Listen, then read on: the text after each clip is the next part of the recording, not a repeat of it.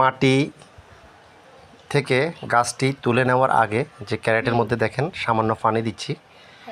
পানি দিয়ে গাছের গোড়াটি ভিজিয়ে নিচ্ছি, যাতে গাছের গোড়াতে যে মাটিগুলো থাকে ওই মাটিগুলো সহ এই যে এখন তুলতেছি। মাটি দিয়ে তোলার কারণ হলো যে যে শিকড়গুলো আছে এই শিকড়গুলা যাতে গাছের সাথে আসে,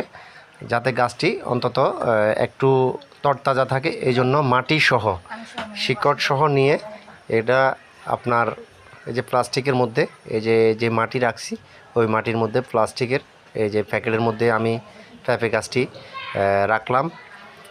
সুন্দরভাবে রাখতেছি যাতে পেঁপে গাছটি একটু সোজা হয়ে থাকে, মানে সোজা করে নিতে হবে, মাঝখান বরাবর দিয়ে এটাকে সোজা করে চারপাশের মাটিগুলা শক্ত করে দিয়ে বাইরে থেকে যে মাটি আছে এটা শক্ত করে দিতে হবে, যাতে এখানে